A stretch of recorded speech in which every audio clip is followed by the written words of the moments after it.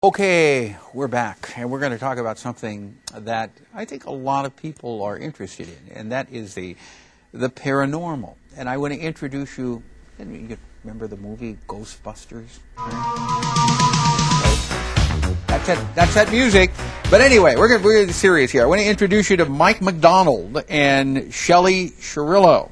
Good to have you here, Thanks Mike. for having us, Paul. And you do paranormal investigation. What's the name of your company? Kennedy Room Paranormal. Okay. Now, we were talking in the break. How and why did you get involved with this or interested in this? Well, when I was young, I moved around a lot, so I was at different houses and experienced a lot of paranormal weird stuff going on. Like what? Doors opening and shutting by themselves, leaving like some G.I. Joes in a room, going to the kitchen, get something to drink, come back, and they're moved to another room. Just kind of stuff like that. And then I went through surgery when I was 24. You had cancer surgery? Yeah, I had cancer. I had about 11 hours awake on a table as I sit there and kind of cut away on, and it was tumorous. So there was a chance that it could have killed me. So it really gave me thinking about stuff and about life and death and what there is about it. So pretty much wanted to find out. Okay. Now, many people will say, boy, I heard a sound in the middle of the night, or I thought I saw something out of the side of my eye. How do you go about investigating this, and how does this tie into your religious belief? Well, it's in kind of most of the Christian faith, they talk about the Holy Ghost and talk about spirits and all that kind of stuff. So it really goes hand in hand. To just count that kind of stuff would be, I don't know, it wouldn't make sense if you just count it, because spirits are spirits. Now, have you ever run into any bad spirits, like in The Exorcist? Have you ever run into any that are demonic? Demonic? Not really. We've done a lot of cases, and I would say that we've run into maybe 3 that were like more malicious, but nothing like demonic to where it was possessing somebody. Have you ever told anyone that perhaps they should see a priest or another religious leader for an exorcism in that house? Yeah. There's been some malicious stuff that I thought that it was out of our hands, that we should turn them to the church so that way they could have better help in that situation. And did they? As far as I know, yes, they did. Because our jobs are not just to hunt ghosts. We are not-for-profit. We're going to help people that have paranormal problems, and we don't automatically just assume that a place is haunted like that.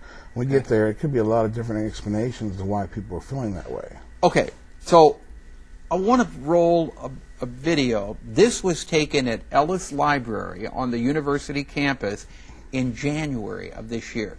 What are we looking at here? Well, it's one of our cameras in our DVR systems that we can see in complete darkness. And down the hallway, there's actually some stairs with some light emitting from it. But something is blocking the light from the stairs the whole time watching us. Okay, in the middle, if you look, you can see there's like a movement of something. What is that? That is a full apparition that just walked away from there. As you can see, as it walks away, the light from behind it does show, and you can actually see through most of the apparition as it walks away. And this was actually recorded. Nobody was on the floor at the time, and we had already been through and done our investigations, and this is in the night right before we're about to you weren't pack up. there at that point? You were actually packing up. We were on a different floor, in our base. And the security guards, when they went through, they had flashlights and hurried through there, so we know it wasn't a security guard. And there's nobody else that we could figure out that would be there. So you were packing, and I think we've just, there, you can see moving right there. Okay. Now, this was at Ellis Library. What did the university say about this when you... They were pretty shocked. They didn't know really what to think about it. They were like, is that real, kind of thing. But mainly, they didn't really... know what to think. Okay, now Perry, the next thing that we have, what do you call it? Electronic voice phenomenon. Electronic voice phenomenon. Before we roll that, explain what is that? It's usually captured right here on like a digital voice recorder. We go through doing an investigation and ask questions such as, is there anybody here that would like to communicate with us? What's your name? What's the date? And this will pick up certain voices that are certain frequencies that our ears can't hear. We're almost out of time. Go ahead and roll that. Now listen, we'll be real quiet. Listen. Swing. kind of in a circle. Okay, so the go was the voice of the spirit. Yes. Birds swing, kind of in a circle. And the next one, roll it again.